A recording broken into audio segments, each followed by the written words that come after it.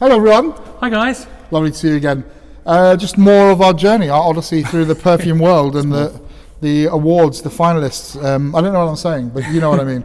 Art and Olfaction Award finalists, yes. 2022. You got the right year? Yes, I did. Good. Yeah. So what do we have today? I mean, I think this is a house we have looked at a little bit, isn't it? It's a house which we did an overview of some of their first releases. So this is the house of Anka Kus by Ali Arkekli. This is a fragrance released in, when was it released? 2021, last year. So this is This Ember. So we've done, as I said, we've done an overview. I might put a link up here for the previous release of Anka Kus. There was a lot to enjoy there, I think. Yeah, lots absolutely. of personality. We didn't love all of the fragrances, but a lot of clear fragrance personality. They had some things to say, didn't they? Which was nice. So this is This Ember. So it's one of his, I think, his most expensive release so far. It's $210 US for a 50 mil. Whereas the rest of the range is more like $120. So it's quite a lot. Big leap, isn't it? Quite a big leap, and I think it's because it contains Oud Mustafa by Ensar Oud. So I've had this. This sample was actually sent to us. This was sent by Arabian Perfumes UK, who are the UK carrier for Anka Kus, and they also. Do they have an actual store? Do we know? No, I don't think they have a physical store. It's like an online I'd shop. visit that place. But they have Arisha Dore and Bortnikov. Yeah. And the likes of that. So yeah. Punchy. So Melbourne-based company Anka Kus, as I said, we'll link to our video. You can watch more about them. This is there's a lot of reference to a kind of phoenix from the flames. I'll put the artwork up for the bottle, which he also designed himself. Anka Kus's autobiographical scent aims to capture the life cycle of a phoenix, perched atop his funeral pyre built from cinnamon twigs and aromatic boughs encased with resin and spice. A burst of flames emerge as the phoenix ends his life in a fiery inferno. Wow. Yeah. It's interesting. Yeah. So I feel that needs to be on skin for a few hours. I'm not. Yeah. My nose is getting sort of little hints of things. So this, I think you're absolutely right. I would say that one of the things about this fragrance is there is a big journey. I didn't actually. This is one why I didn't love the opening. No, I don't love the opening. So there's quite a lot of cashmere in it. This is one, when I sprayed it, my wife went, "Oh, I like that," which normally means cashmere. She really loves a cashmere. And I was surprised for a fragrance, an oud fragrance, and you look at the list, it seems as if it's going to be a gourmand fragrance. So the first thing you get is cashmere, which makes, as I've said before with cashmere, this kind of dry mustiness. It's weird that I expected from the description we were going to get incense and birch, or you don't get that. I'm getting definitely the sort of cashmere thing, but I'm getting a real nod to angel. Okay. Yeah. And I don't like it. Interesting. I'm just getting a sort of chocolatey, patchouli. Yeah, well, I get slightly cloying. I certainly get a big vanilla thing. Yeah, you don't like. So just a bit too sweet. There's a cloying thing there, which I can tell if it didn't change quite rapidly and go in another direction, I can tell this is going to last on my skin for about 12 hours plus.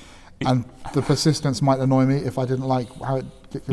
If I don't like how it progresses, it's going to annoy me. It was interesting because I feel there were when we looked at his fragrances, there were a couple where I felt there was a little bit too much emphasis on performance. There were some of the fragrances we really liked, and then there were others which I felt he'd slightly compromised quality and beauty for the sake of performance. Yeah, which is never a good idea. Jordan, that top cappy, I enjoyed that. I remember thinking that would be on my list. Yeah. But yeah, the first half. I said the first half an hour of this I didn't really enjoy. Oh, really? The next 12 hours or so after that I did really enjoy. But that's encouraging. That's encouraging. I need to let it be on skin at some point. So the smokiness doesn't come from birch. It doesn't really come from incense. So at the moment, you get kind of quite a sweet vanillic cashmere-y thing. Yeah. Eventually that goes, and then you start to get a kind of cedary, gaiac woody, smouldering woodiness. And I suppose you maybe Smouldering is a good word. Yeah, you do get the sense of embers as opposed to fire or post-fire kind of campfire. Just those kind of like gently smouldering it. But it's very gentle. I mean, this. If you're talking about phoenix and flames, I'm getting something that's like a little gentle thing on a stove somewhere. Not a stove, on a campfire. You know. Yeah. That sweetness is just annoying me. Yeah, Sorry. it's quite hard to get over. Possibly, which is a shame because the further it goes, the better it gets. And I was also, the other thing I've written about this is it's not great testing it close up.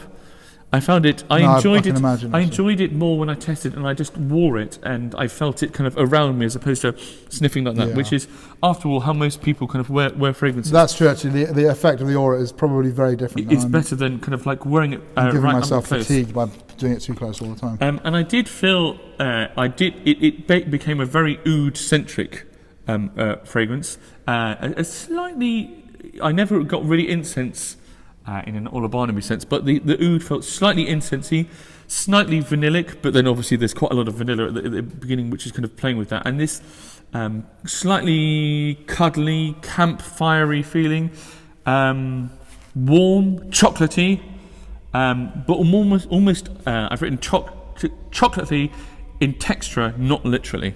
Yeah. You know, so that kind of smooth, almost. That's where the angel thing is for me. That sort of chocolate, like a white chocolate patchouli. Yeah, maybe. territory. Yeah.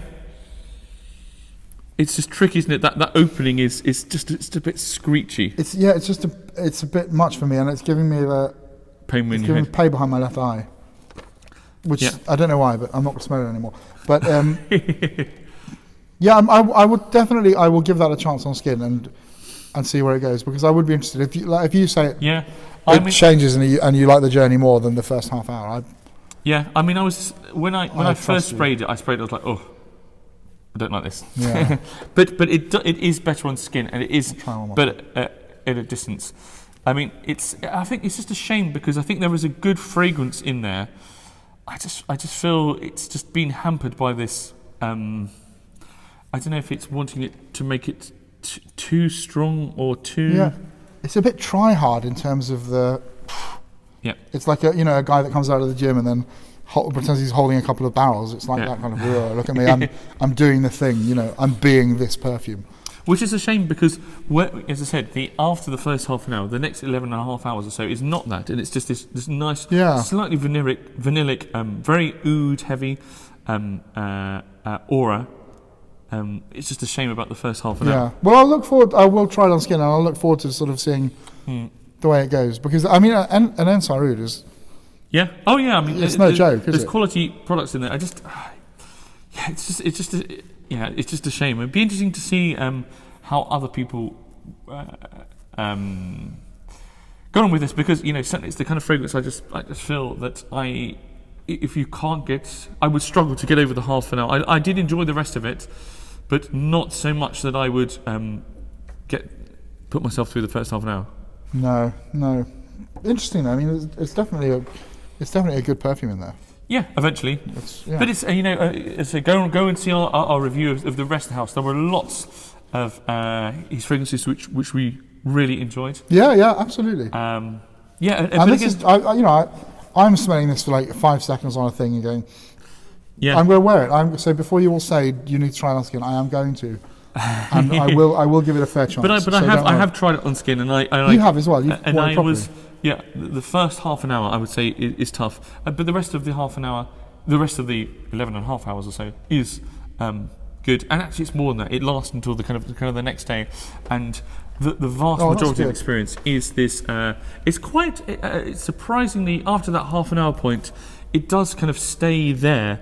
There's a big transformation over the half hour period, and then it kind of stays there. Yeah. Oh, that's good to know. Cashmere in vanillin opening, which is a bit. And also, I don't necessarily feel it really matches the name.